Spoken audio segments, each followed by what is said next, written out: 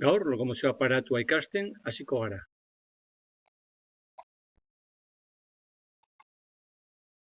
Zer da lokomozio aparatua?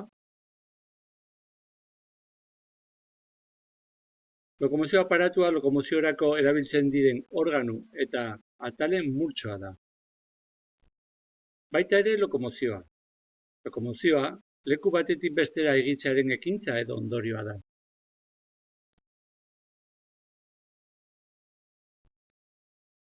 Lokomozio aparatuaren funtzioak. Lokomozio aparatuaren funtzio nagusiak altxatzea eta sostengatzea dira, gorputzari mugimendu hauek errazten.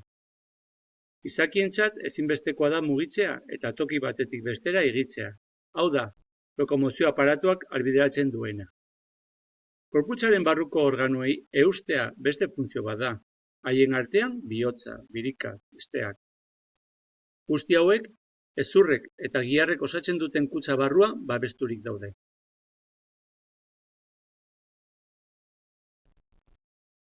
Lokomozio aparatuaren atalak.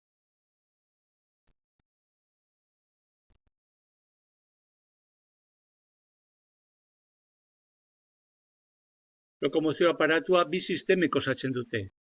Alde batetik, hezurdura. Eta bestetik, giharren sistema.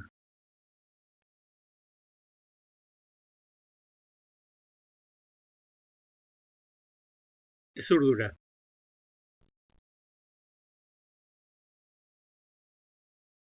Hezurdura, hezur multzoa da, eta hezur, kiltzadur eta kartilagoez osaturik dago.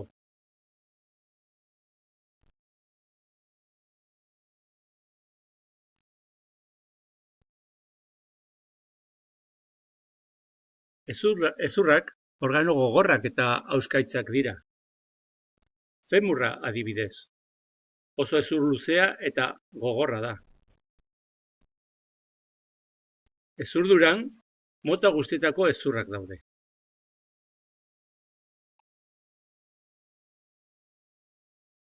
Hezurrek dituzten funtzioak gorputzari forma ematea, organoak babestea, hezurrekin lotailuen bidez lotzen diren giharren mugimendua bideratzea.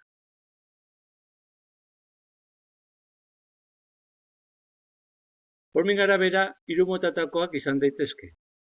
Hezur luzeak, femurra, bezala. Hezur laburrak, orpoa eta ornoa bezalakoak. Eta hezur lauak, omoplatoa bezalakoak. Giharren sistema. Mugimenduak eta lokomozioa baimentzen dizkiguten muskuletako multzoa da.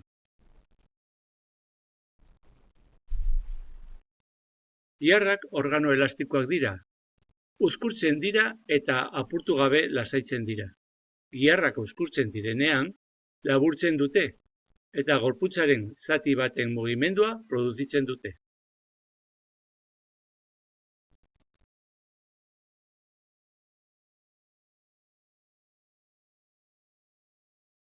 Giharrak tendoien bidez hezurrekin elkartuta daude.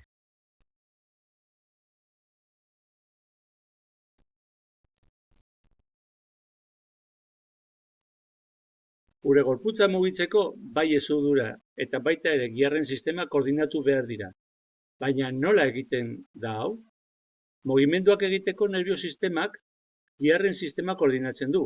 Gure gorputza mugitu nahi dugunean. Gure garunak giharrei nerbioen bidez mezuak bidaltzen dizkie ekiditeko. Horrela, edozein mugimenduk hiru sistemak koordinatzen ditu. Hezurdura, giharrena eta nerbioena.